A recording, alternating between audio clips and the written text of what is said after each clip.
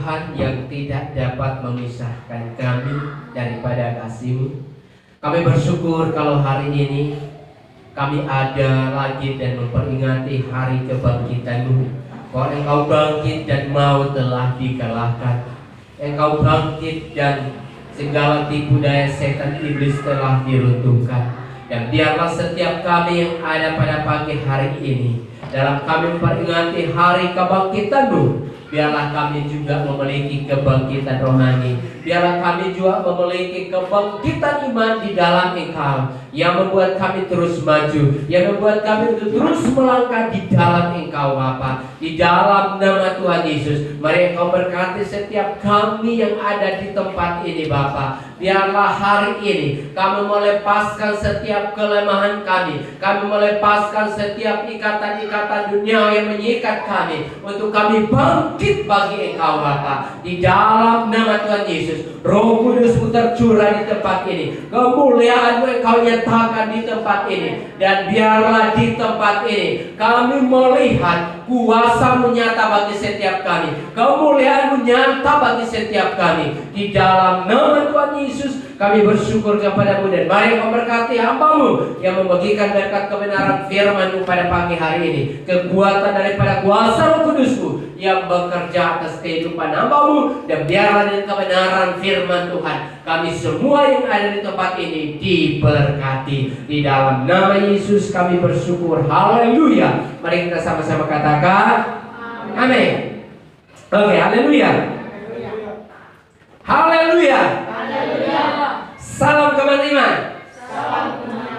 Mari kita semua, Yesus sudah bangkit, jangan sampai kita terus tidur. Haleluya. Kalau Yesus sudah bangkit bagi kita, mari kita juga harus bangkit buat Yesus. Kita harus bersemangat bagi Tuhan. Amin. Kita langsung saja firman Tuhan di dalam pertama Korintus pasal 15.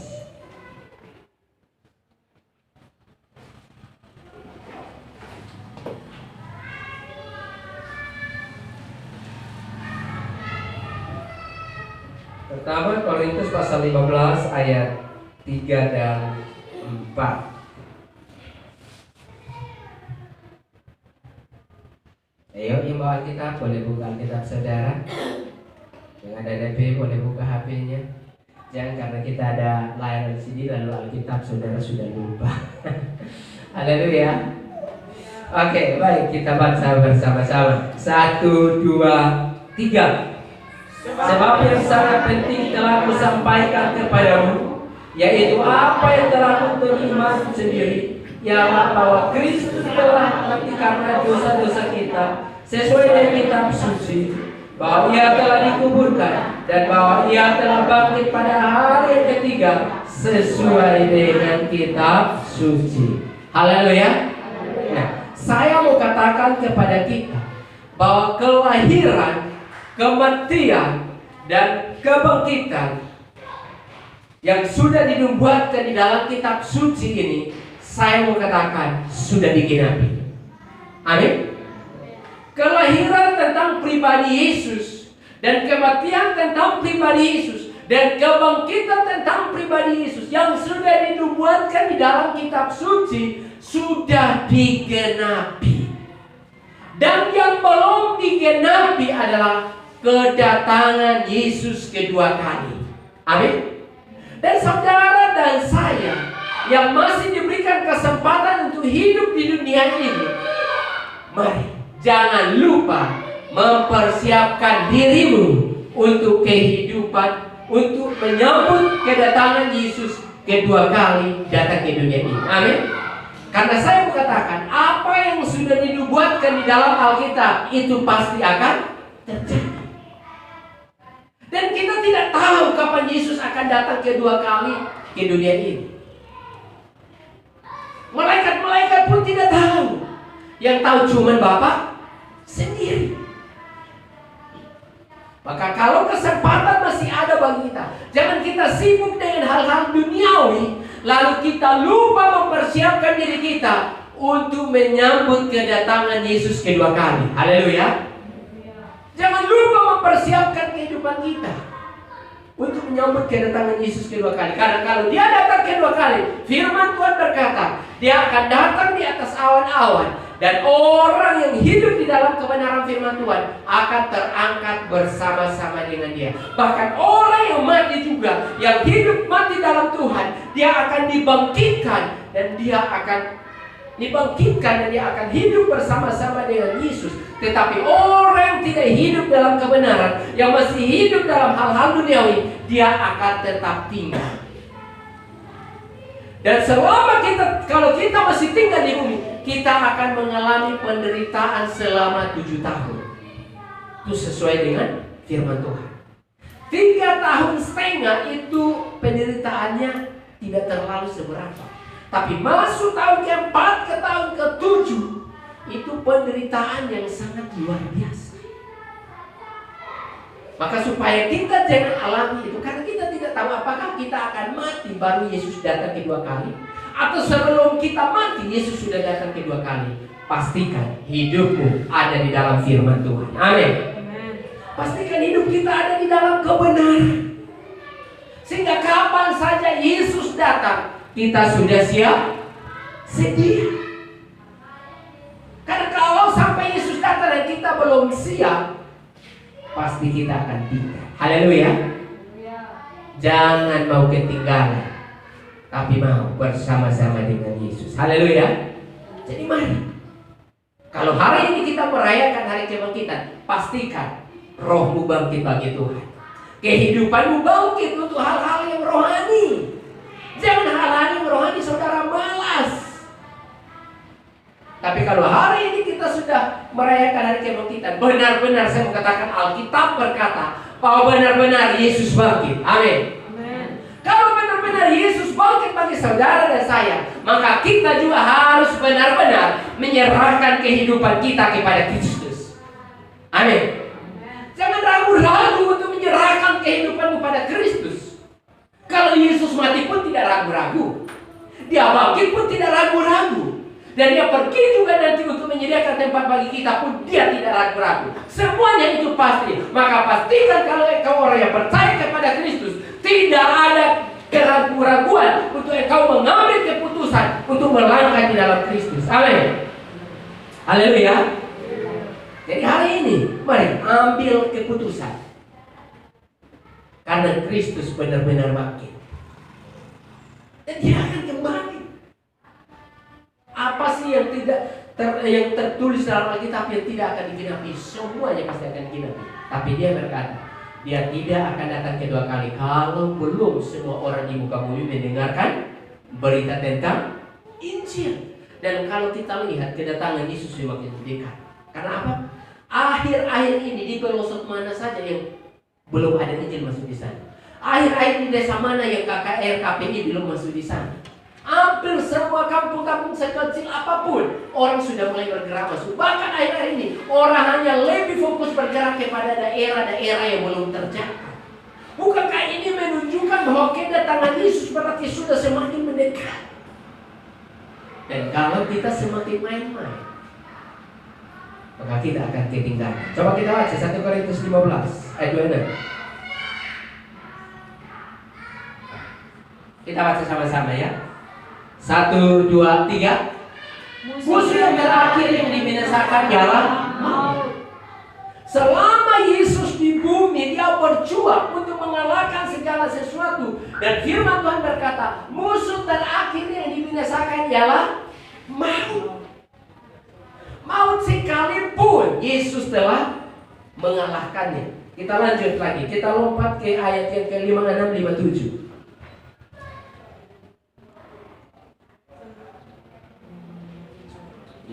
enak. Oke. Sampai 57 ya. Kita baca sama-sama. 1, 2, 3. Setan maut ialah dosa, dan kuasa dosa ialah hukum Taurat. Tetapi syukur kepada Allah yang telah memberikan kepada kita kemenangan oleh Yesus Kristus Tuhan kita. Haleluya. Syukur kepada Allah telah memberikan kemenangan kepada kita oleh karena Yesus Kristus. Melalui kematian dan kebangkitan, Tuhan sudah memberikan kemenangan bagi kita. Amin. Dia bangkit dengan sebuah kemenangan. Jadi saya mau katakan kepada kita, selama kita hidup, iblis bisa mengganggu kita. Amin. Tidak bilang tidak, iblis pasti akan mengganggu kita. Namun saya mau katakan, ia tidak dapat mengambil nyawa kita. Kenapa iblis tidak berhak mengambil nyawa kita? Karena saya mau katakan, tubuh kita sudah diproteksi oleh kuasa darah Yesus sama seperti Ayub. Jadi tidak ada yang perlu kita takutkan. Memang kita akan mengalami godaan-godaan dari iblis, tapi percaya tidak sampai nyawamu akan tercabut. Nyawamu akan tetap terpelihara. Maka apapun godaan itu dari iblis, tetap berpegang kepada firman dan jangan mau melangkah keluar dari kebenaran. Haleluya. Amin. Jadi mari, Tuhan sudah memberikan kemenangan bagi kita. Tuhan sudah memberikan proteksi kuasa darahnya bagi saudara dan saya, supaya kita dilindungi walaupun ada tetangga, walaupun ada masalah. Jadi mari kita semakin bangkit bagi Tuhan. Jadi saya mau katakan, waktu Yesus mati, benar-benar iblis bersorak-sorai. Iblis berpikir bahwa mereka sudah benar, tetapi saya mau katakan, iblis hanya bersorak-sorai cuman selama 3 hari saja. Tapi setelah hari ketiga yang Yesus bangkit, benar-benar kemenangan itu sudah menjadi bagian kita. Mungkin saat engkau dicobai dan engkau jatuh, iblis mungkin bersorak-sorai bertepuk tangan. Tetapi kalau engkau tetap teguh berpegang kepada firman Tuhan sama seperti Ayub, saya mau katakan, kemenangan akan tetap menjadi bagianmu. Amin. Tidak akan selamanya iblis berkuasa atasmu kalau benar-benar engkau hidup dalam kebenaran firman Tuhan. Kemenangan iblis itu hanya mereka merasa bahwa mereka sudah menang, dan kemenangan mereka cuma terhitung hari. Jadi saya mau katakan, kalau engkau memakai hal-hal duniawi atau kuasa kegelapan dan engkau meraih kemenangan, saya mau katakan kemenangan itu cuma sesaat. Tapi akan ada saat di mana kemenangan itu diruntuhkan oleh kuasa nama Yesus. Waktu Yesus mati, iblis bersorak-sorak. Mereka berpikir bahwa mereka sudah menang. Tapi tunggu pada hari ketiga, ketika kebangkitan Yesus, semuanya diruntuhkan. Jadi saya mau katakan, kemenangan dari setan itu cuma sesaat. Haleluya. Maka jangan tertarik dengan kemenangan daripada iblis, lalu engkau memakai kuasa-kuasa kegelapan supaya engkau berhasil, supaya engkau sukses, supaya engkau ini dan itu. Tapi saya mau katakan itu cuma sesaat. Tapi kalau selama engkau hidup dalam kebenaran, dan kemenangan itu engkau dapatkan dalam pribadi Yesus, saya mau katakan kemenangan itu untuk selama-lamanya. Selama engkau di bumi pun engkau akan merasakan kemenangan, dan engkau mati pun engkau akan merasakan kemenangan bersama Bapa di surga. Kekal untuk selamanya.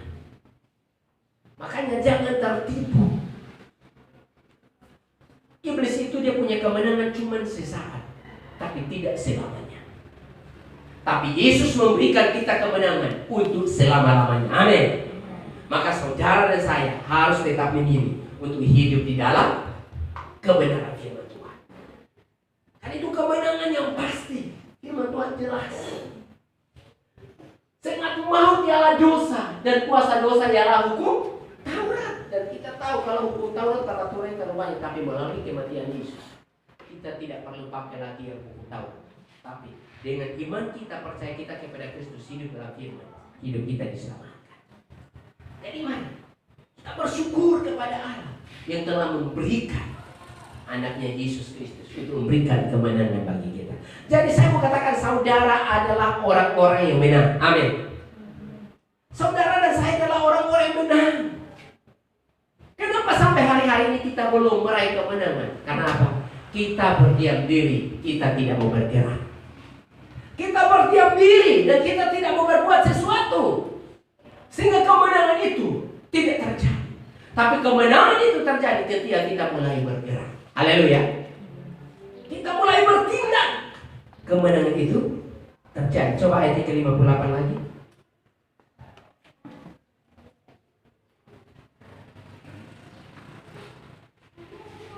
Kita baca sama-sama. 1, 2, 3.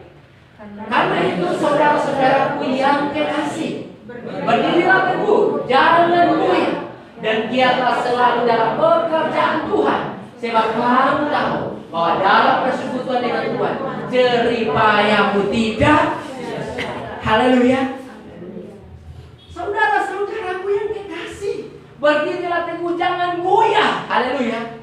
Apapun godaan dunia yang datang membuat kita untuk goyah, jangan. Haleluya.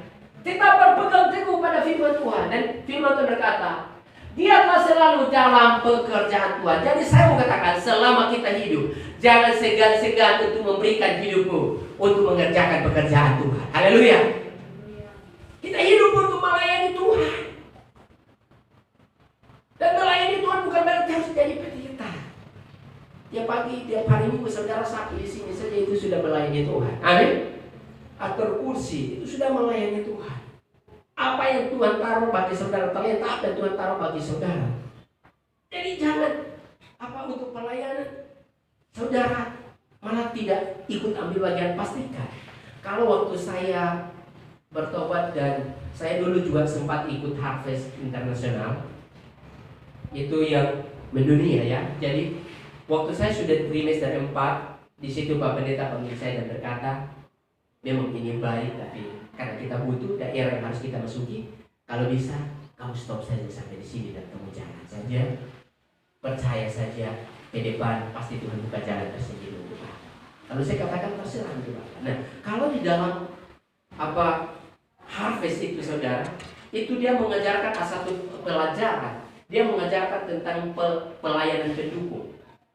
Pelayanan pendukung itu dia berkata bahwa kita diselamatkan bukan untuk diri kita, tapi kita diselamatkan untuk melayani Tuhan. Dan dia berkata, untuk melayani Tuhan, pastikan bukan berarti harus berdiri di altar, tetapi apa yang Tuhan taruh bagimu untuk engkau kerjakan, engkau kerjakan. Dan di situ dia menyaksikan, waktu awal pertama kali dia bertobat, Billy Graham, waktu pertama kali dia bertobat, dia berdoa, Tuhan, engkau membawa saya dalam sidang Tuhan ini.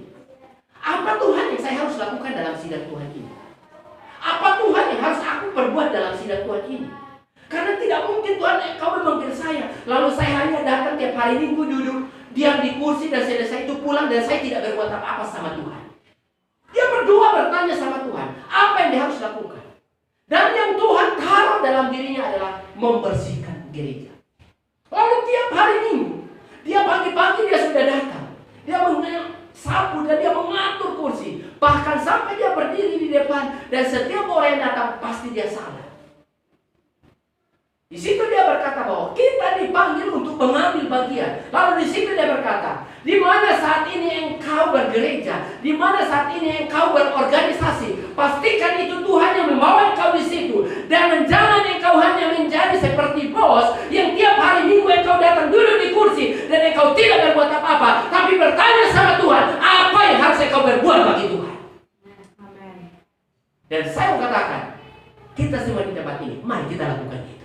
Haleluya. Karena Yesus memanggil kita dengan harga yang sangat mahal. Jadi kita ada di tempat ini, saya mau katakan, Tuhan mau untuk saudara mengambil bagian. Haleluya. Karena kita di tempat ini masing-masing punya karunia, punya talenta. Dan ketika kita menyatukan sebuah talenta itu, saya mau katakan, pasti pekerjaan Tuhan akan maju. Amin. Jadi kita diumpamakan sama seperti lidi. Kalau kotoran itu, kalau lidi hanya cuma satu saja kita sapu tidak akan bersih. Tapi ketika lidi itu kita kumpulkan dan kita ikat satu ikatan yang besar, maka sapu, kotoran itu sebesar apapun pasti kita sapu bersih. Nah, ini berbicara tentang kerjasama kita. Bagaimana kita bisa bekerja sama di dalam satu organisasi untuk memajukannya. Jadi saya mau katakan Kristus sudah bangkit bagi kita. Tidak harus berkata, suara saya tidak bagus. Saya mau katakan, apa saja yang Tuhan taruh untuk lakukan saja. Mungkin ada di bagian perkunjungan, bisa loh saudara. Haleluya. Ada mungkin di bagian penginjilan, ada hanya di bagian penguatan, ada itu. Ada yang cuma di bagian doa. Tapi kalau kita masing-masing sadar itu dan kita sehati dan kita kerjakan, saya percaya kita akan melihat karya Tuhan begitu luar biasa. Amin. Maka di sini berkata, jangan goyah. Karena firman Tuhan berkata bahwa dalam persekutuan dengan Tuhan jeripayamu tidak sia-sia. Apa yang kita kerjakan bagi Tuhan itu tidak ada sia-sia. Apa yang saudara perbuat di tempat ini bagi Tuhan itu tidak sia-sia. Haleluya. Tidak ada sia-sia bagi Tuhan. Tidak ada sia-sia. Maka bertanyalah sama Tuhan, apa yang harus kita lakukan bagi Tuhan? Apa yang kita mau perbuat bagi Tuhan? Billy Graham itu apa Tuhan mendunia loh saudara. Dan kalau harus itu dia benar-benar internasional untuk seluruh dunia. Jadi kalau kita dapat sertifikatnya itu kita mau ke negara mana saja bisa. Tapi saya hanya cuma sampai trimester 4. Tapi trimester 4 saja saya sangat diberkati. Sangat diberkati dengan pelayanan-pelayanan pendukungnya, dengan apa? Survei perjanjian lama, perjanjian baru, intisari Injil itu seperti apa? Itu semuanya dirangkum itu. Kebangkitan Kristus ini sangat mulia bagi saudara dan saya. Haleluya. Jangan sia-siakan kebangkitan Kristus. Coba bangkitkan semangat kita. Jadi saya mau katakan bahwa tugas kita hari ini adalah mari kita mau melayani Tuhan. Amin. Sampai kapanpun, mari kita mau melayani Tuhan sampai kapanpun, sampai kapan Yesus memanggil kita. Amin. Melayani itu bukan berarti harus full time seperti saya pikir. Apa yang harus saudara ambil silakan. Yang penting itu untuk pekerjaan Tuhan. Jadi saya mau katakan bahwa kebangkitan yang penuh kuasa memberi harapan bagi hidup kita. Kebangkitan Kristus benar-benar memberi pengharapan bagi saudara dan saya. Haleluya. Dan dulunya kita harus binasa, dengan kebangkitannya dia memberikan harapan yang pasti bahwa orang yang percaya kepadanya sudah pasti memperoleh keselamatan. Amin. Orang yang percaya kepadanya sudah pasti hidupnya dipulihkan. Orang yang percaya kepadanya, dia pasti akan mengalami hal-hal baru yang Tuhan kerjakan dalam hidupnya. Jadi mari, tidak ada secara kebetulan kita ada di tempat ini.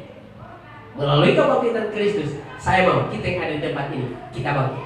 Semuanya kita punya rasa tanggung jawab buat pekerjaan Tuhan. Amin. Oh, ini pekerjaan Tuhan, bukan pekerjaan pendeta, bukan cuma pelayan-pelayan. Saya ini cuma jemaat biasa. Ya, apalah saya hari Minggu asal pergi dulu dan pulang. Kalau Billy Graham dia berkata, bukan panggilan Tuhan sebenarnya bukan itu. Tapi panggilan Tuhan yang sebenarnya, dia akan tahu kenapa saya harus ada di sini. Dan ketika saya ada di sini, apa yang saya harus berbuat. Nah, itu harus ada pada setiap kita. Haleluya. Itu kalau ada pada setiap kita, saya percaya tidak perlu digerakkan dengan sendirinya. Kita akan bergerak masing-masing. Amin. Oke, kita masuk poin yang pertama. Poin yang pertama saya katakan, kebangkitan Kristus membangkitkan iman. Kebangkitan Kristus membawa kebangkitan iman bagi kita, bahwa karena kematian Yesus, banyak murid-murid Yesus yang mulai mengalami goyah iman. Mereka kemudian berlayar ke berbagai tempat, bahkan beberapa di antara mereka kembali ke tempat asal mereka. Waktu Yesus mati, iman-iman murid-murid Yesus goyah. Dan akhirnya mereka cerai-berai waktu Yesus mati. Mereka tidak tahu lagi orang yang benar-benar mereka harapkan, yang mereka andalkan, bahwa dia yang berkuasa. Dan ketika Yesus mati, mereka goyah. Kenapa dia yang berkuasa? Dia yang paling luar biasa. Kok kenapa dia harus mati? Dan ketika dia mati, benar-benar iman murid-muridnya itu goyah. Coba kita baca ayat ini. Memang panjang, tapi biar kita baca sampai selesai, supaya paling tidak kita tahu Lukas 24 ayat 13 sampai 35. Baca satu-satu ayat, kita bacanya bersama-sama. Sebentar, dengan penuh semangat, dengan penuh kebangkitan iman. Haleluya. Yeah.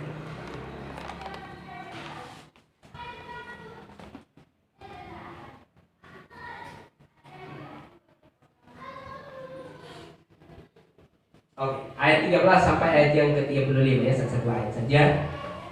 Kita baca bersama-sama. 1, 2, 3. Pada hari itu juga dua orang dari murid-murid Yesus pergi ke sebuah kampung bernama Emmaus yang terletak kira-kira 7 mil jauhnya dari Yerusalem.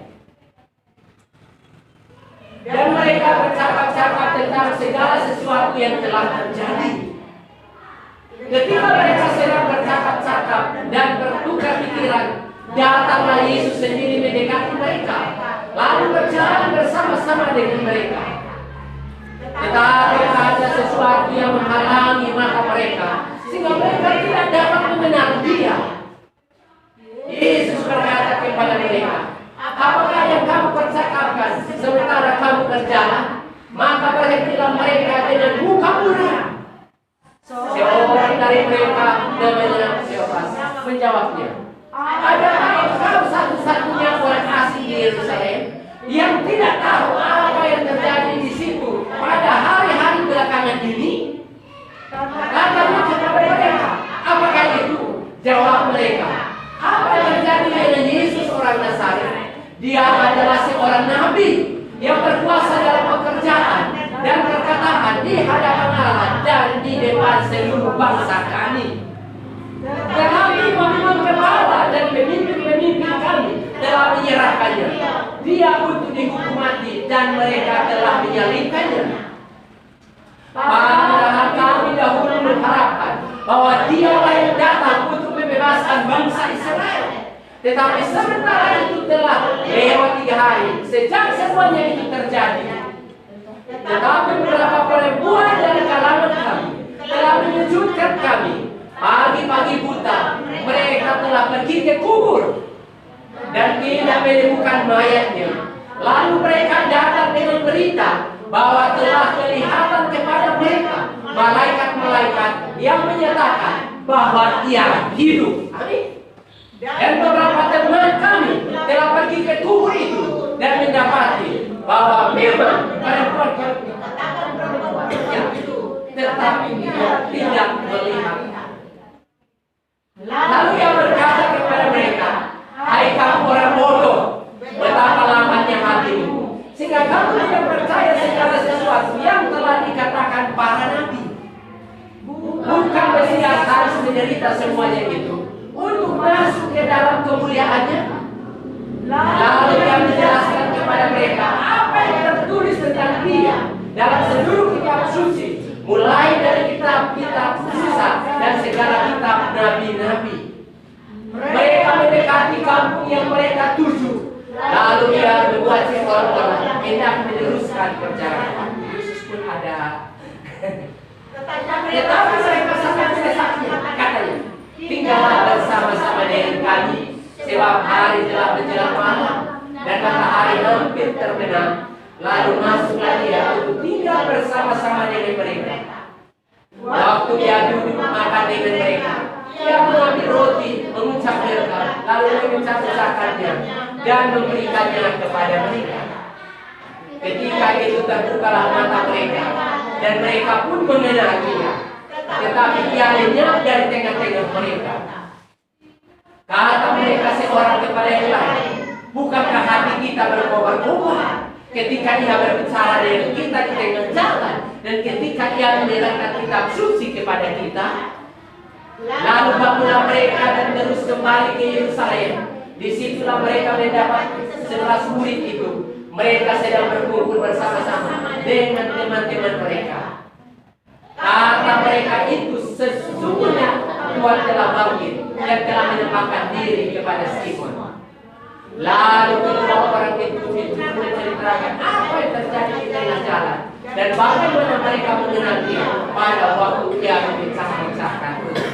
Jadi dari cerita Alkitab ini, waktu Yesus mati, murid-murid tercerai-berai.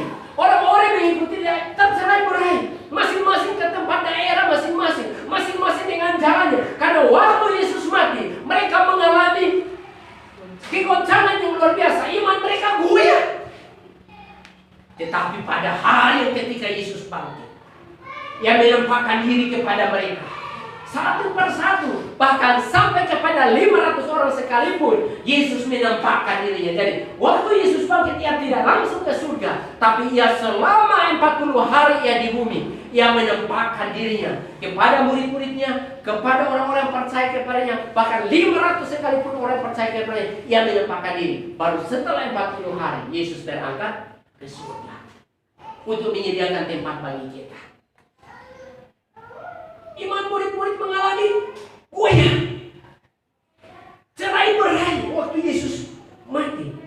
Tapi saya mau katakan, Yesus akhirnya memulihkan iman mereka lewat kebangkitannya. Haleluya.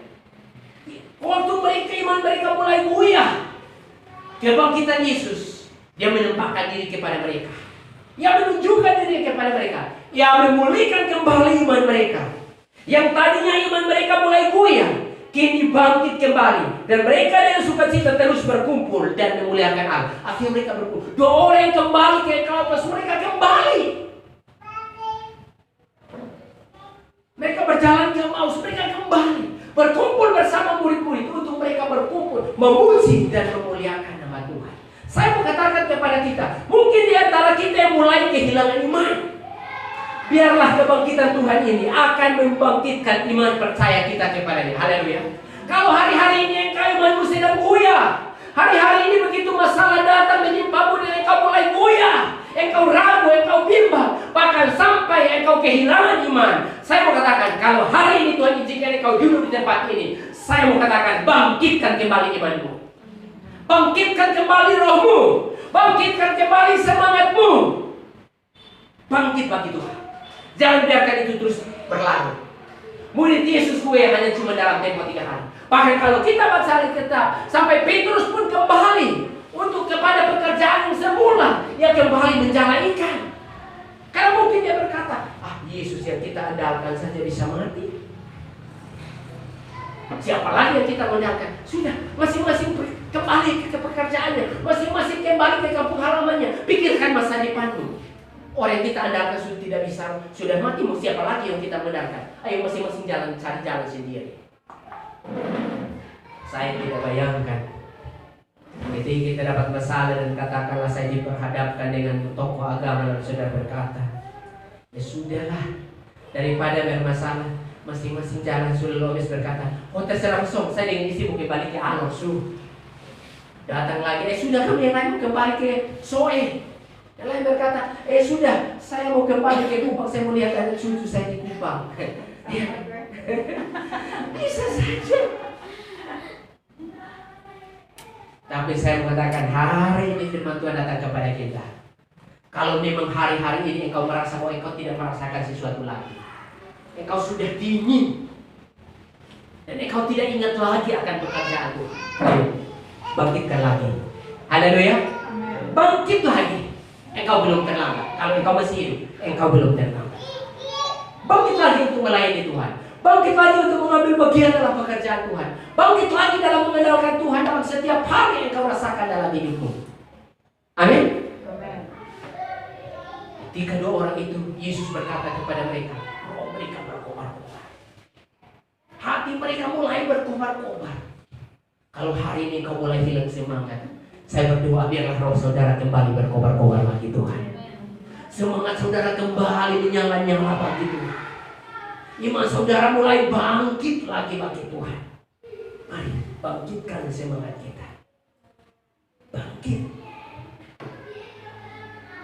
Kalau hari ini kau merasa lemah, katakan, itu saya Tuhan. Itu saya Tuhan. Saya akhir-akhir ini seperti itu Tuhan. Bahkan jangan kamu adakan persekutuan pribadi denganmu Tuhan. Makan sendiri pun saya sudah tidak berdoa lagi Tuhan. Hari ini saya membangkitkan lagi semangat saya. Makan pun saya mau berdoa. Tidur pun saya mau berdoa. Saya membangkitkan persekutuan saya intim lagi dengan Tuhan. Haleluya. Jangan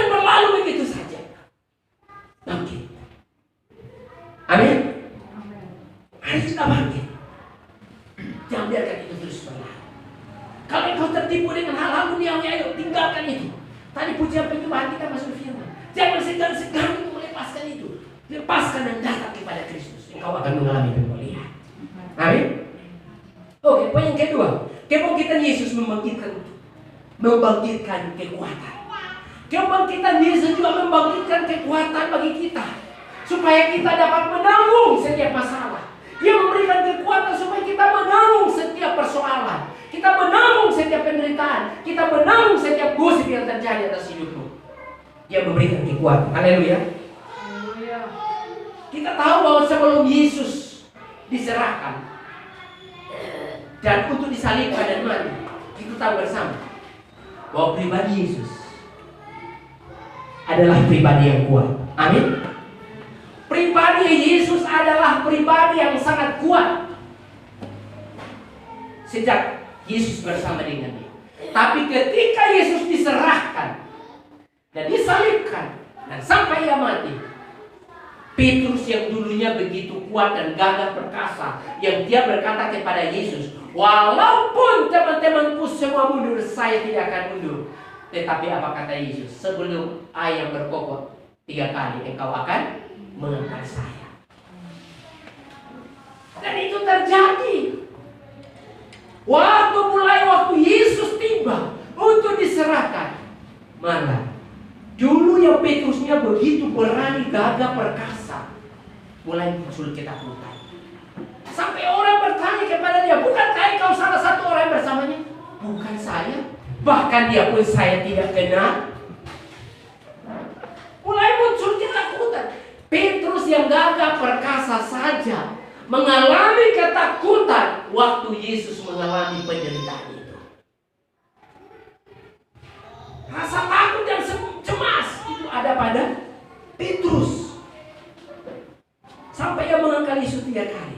Tapi syukur, karena kuasa kebangkitan Yesus, kekuatan dan keberaniannya kembali dipulihkan. Waktu Yesus bangkit kembali, Petrus kembali pulihkan, berikan kembali kekuatan. Sampai kita melihat 1 kali dia berkhotbah 3.000 orang bertobat. Ketika kekuatannya dipulihkan kembali. Mungkin hari-hari ini kau sedang jatuh dan kau jauh. Tapi kalau hari ini kau mengambil komitmen, kalau Petrus yang saat dipulihkan saja, dan ketika dia bertobat, 1 kali dia khotbah 3.000 orang bertobat, siapa tahu saudara pun demikian. Atau mungkin ketika saudara bersemangat lagi dan kembali untuk bertobat dan sungguh-sungguh kepada Tuhan, dan mungkin saudara seperti Petrus dan begitu semangat, dan mungkin 3.000 kali saudara berkhotbah, 1 orang pun belum selamat, jangan putus asa. Haleluya. Iya. Petrus waktu dipulihkan dia 1 kali berkhotbah 3.000 bertobat, dan mungkin ketika engkau mengalami pemulihan, engkau bangkit kembali, engkau bersemangat-semangat. Mungkin 3.000 kali engkau berkhotbah dan tidak ada satupun bertobat. Tetaplah semangat. Haleluya. Jangan mundur. Pegang komitmen. Haleluya. Iya. Jangan kan 3.000. Jangan sampai baru menginjil 3 kali langsung Pak Pendeta. Karena saya bukan karunia di situ. Sudah 3 kali ini diajar saya. Dia bohong. Saya tidak datang.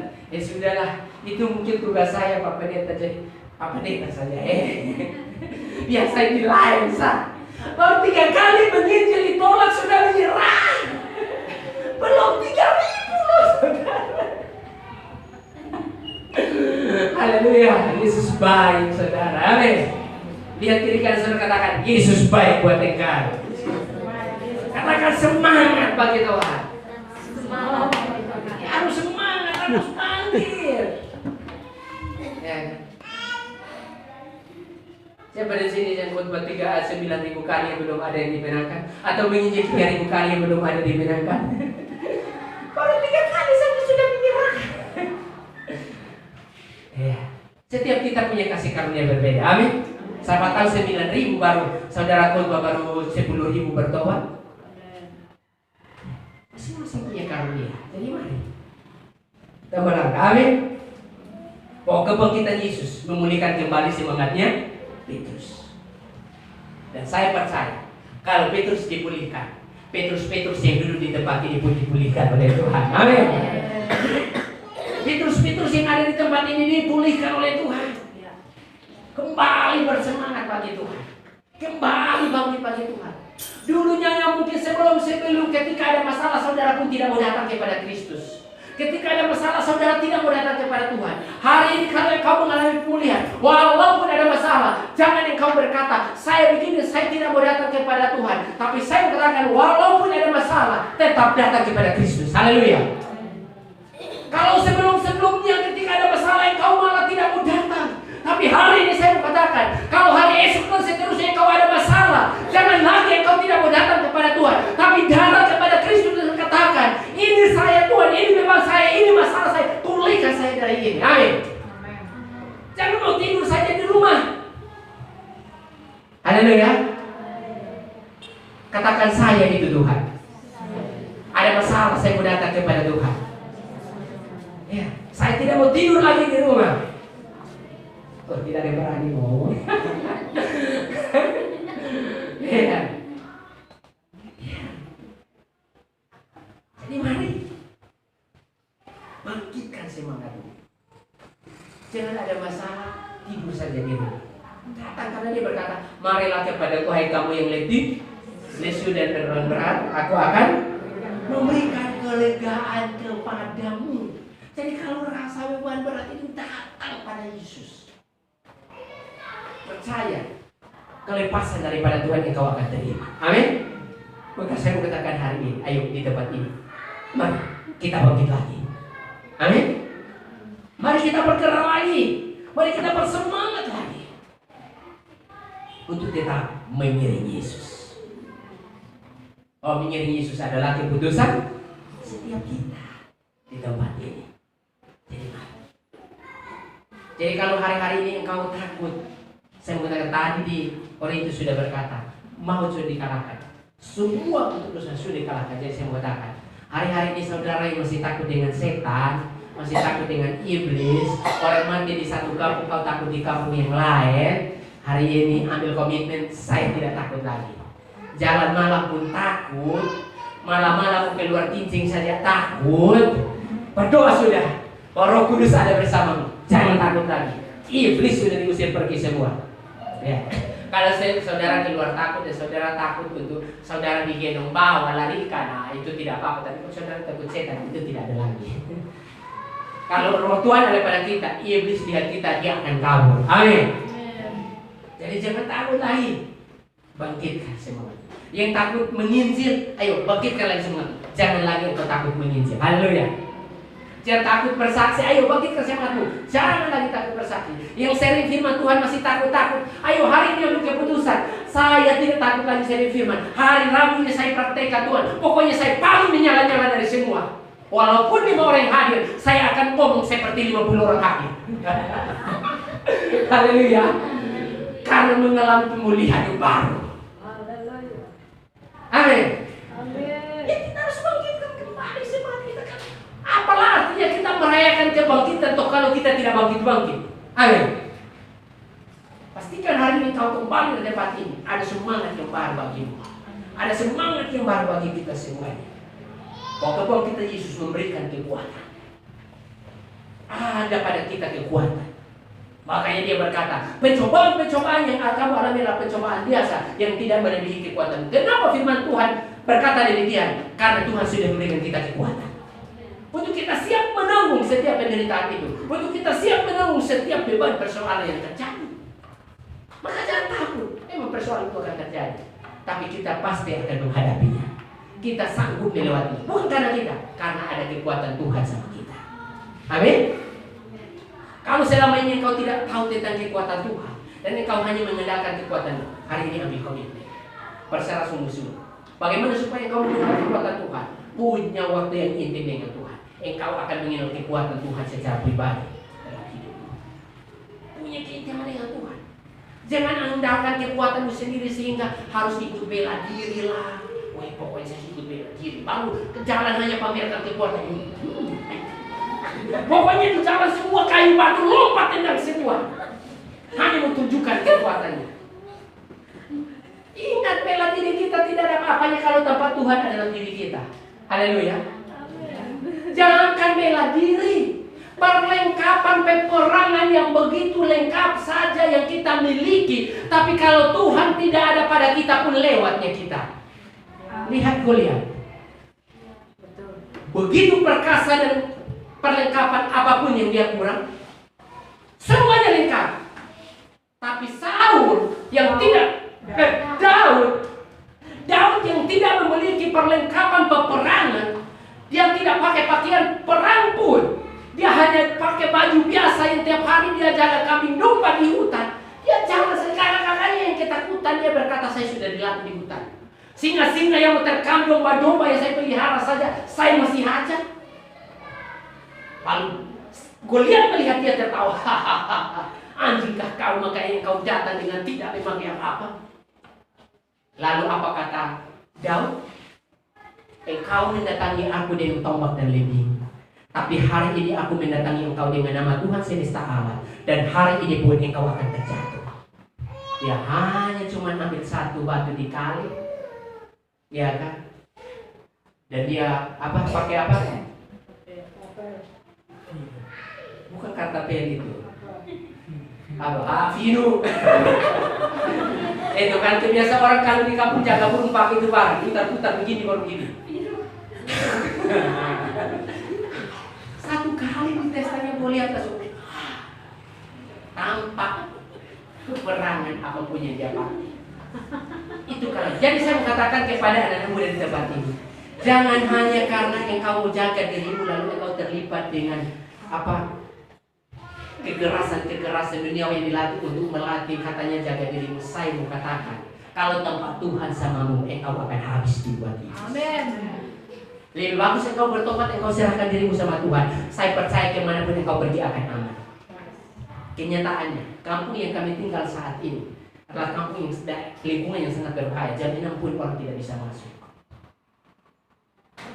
Tetapi ketika kami tinggal, perubahan jadi perubahan.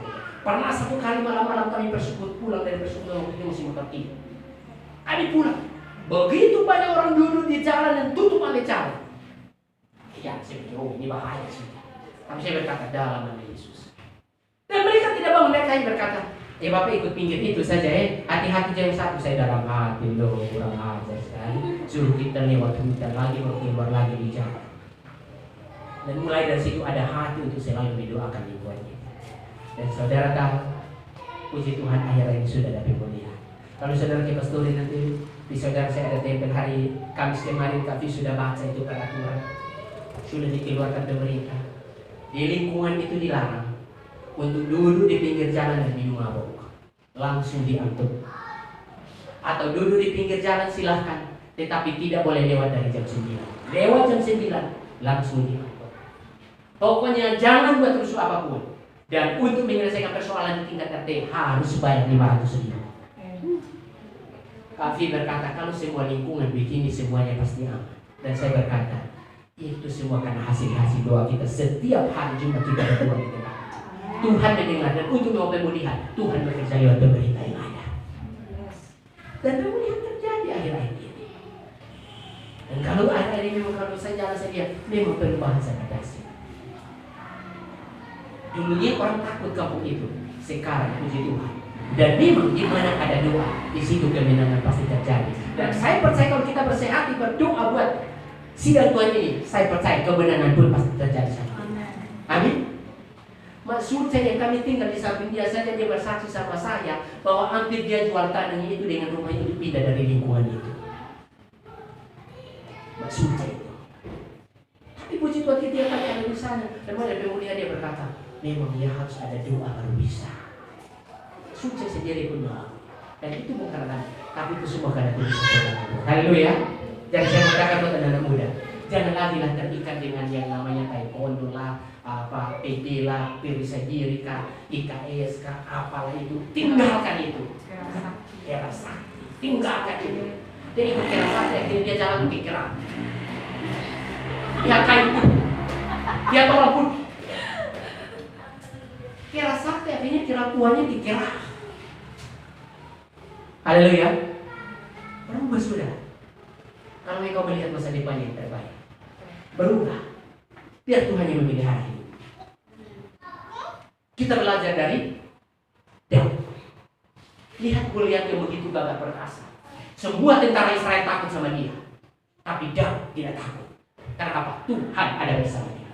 Ketika Tuhan ada bersamamu, engkau tidak perlu takut dengan kekuatan apapun. Cukup Tuhan yang menyertaimu saja. Pasti engkau menang. Amin. Jadi mari bangkitkan semangat kita. Dengan kebangkitan Tuhan, ayo mari kita bangkit. Semangat untuk melayani Tuhan. Haleluya.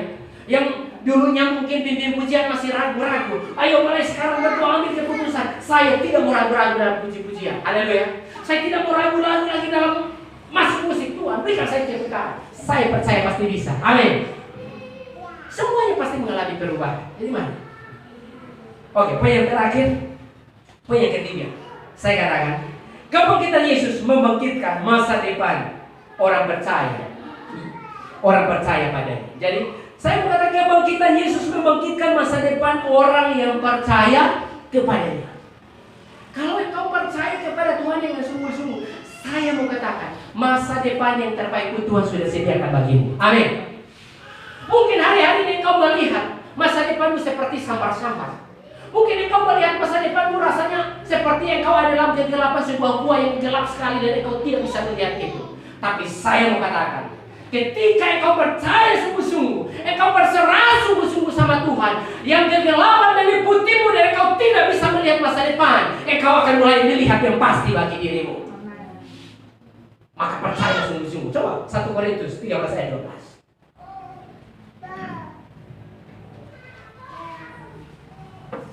1 Korintus 13 ayat 12. Kita baca sama-sama. 1, 2, 3. Karena sekarang kita melihat dalam cermin suatu gambar yang samar-samar, tetapi nanti kita akan melihat muka dengan muka. Sekarang aku hanya mengenal dengan tidak sempurna, tetapi nanti aku mengenalnya dengan sempurna, seperti aku sendiri dikenal. Oh haleluya, berikan tepuk tangan buat Tuhan. Mungkin hari ini kau belum mengenal yang pasti seperti masih sama-sama, bahkan sama sekali kau tidak mengerti. Tapi yang asal engkau percaya saja, engkau hidup dalam firman, engkau suatu saat akan melihat dengan pasti masa depanmu yang mungkin saat ini suram. Percaya saja, engkau suatu saat akan melihat masa depan yang terbaik atas itu. Mari percaya dengan sungguh-sungguh. Karena sekarang kita melihat dalam cermin suatu gambar yang sama-sama, ya, sama-sama tidak kelihatan. Jadi rasanya tidak mungkin. Ya mungkin saudara berkata begini, tidak mungkin keluarga saya begini, orang tua saya begini, tidak mungkin masa depan yang terbaik saya dapatkan. Tapi saya mau katakan, kalau engkau hidup sungguh-sungguh sama Tuhan, tidak ada mustahil. Walaupun orang tuamu tidak sanggup memberikan masa depan yang terbaik, Tuhan pasti memberikan yang terbaik atasmu. Amin. Maka mulailah percaya dengan sungguh-sungguh, jangan ragu. Tetapi nanti kita akan melihat muka dengan muka. Mungkin saat ini kau percaya kau belum melihat Tuhan. Melihat saja tidak, mungkin mimpi saya tidak pernah. Tetapi kalau engkau percaya sungguh-sungguh, suatu saat engkau akan ketemu dengan muka. Tidak bilang tidak, itu pasti nyata dan itu pasti terjadi. Dan itu saya yakin. Makanya di dalam Alkitab dia berkata bilang begini, berbahagialah mereka yang tidak melihat namun percaya. Walaupun belum kita melihat pada Yesus dengan mata kita langsung, tapi dia kita berita yang kita percaya, itulah orang yang paling berbahagia. Maka saya mau katakan kepada kita di tempat ini, ayo, engkau yang masih ragu-ragu tentang masa depanmu, engkau yang masih ragu dengan jodohmu, mungkin engkau berkata, wih saya begini, saya naksir dia, tahu dia terima kosongnya, hidup saya jelas. Saya pun hidup ini saya hanya cuma bahagia kalau ada rokok dan suami, saya cuma bahagia. Nah kalau dia ada di samping saya lagi, saya mau bahagiakan apa lagi?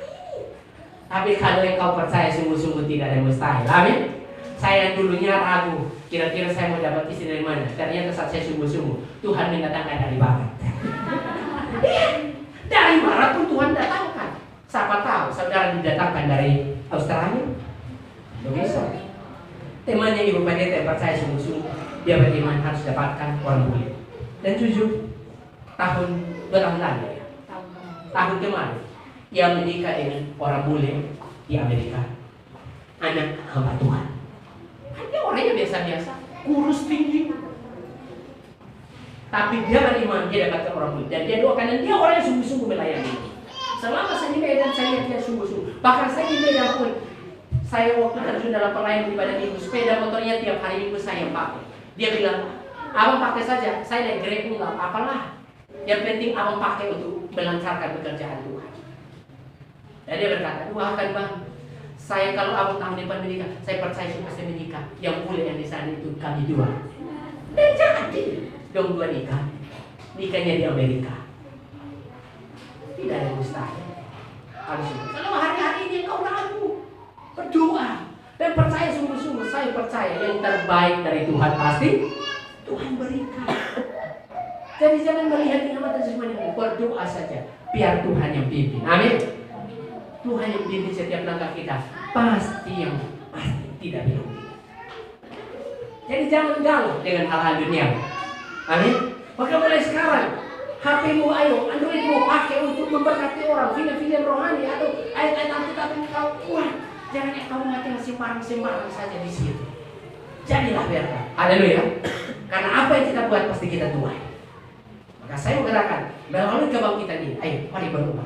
Anak-anak muda berubah, bangkit. Masa depanmu masih banyak. Bangkit. Yang terbaik pasti Tuhan sediakan lagi. Kalau hari ini kau samar-samar dalam melihat, percaya akan suatu saat kau melihat yang pasti. Oh iya ya, dulu padahal saya ikut-ikut saja. Ternyata sejauh ini Tuhan kerja. Wih, memang luar biasa kata Kak Fi. Saya dulu memang saya ditipu itu orang memang. Dia bilang bisnis di gudang. Saya pilih, saya mau masuk lagi dia bilang begini. Memang ini bisnis tapi kita masih bahas firman lagi. Tapi berkata, oh tidak apa-apa, yang penting kita ngomong bisnis. Bahas firman pun tidak apa-apa. Ternyata bukan hanya berhasil diselamatkan, berhasil dapatkan dengan jawab soleh juga.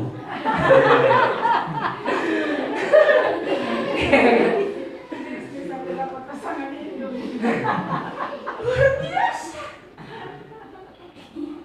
Kalau memang Tuhan yang pimpin walaupun bergelora dan tidak mungkin, tapi pasti mungkin.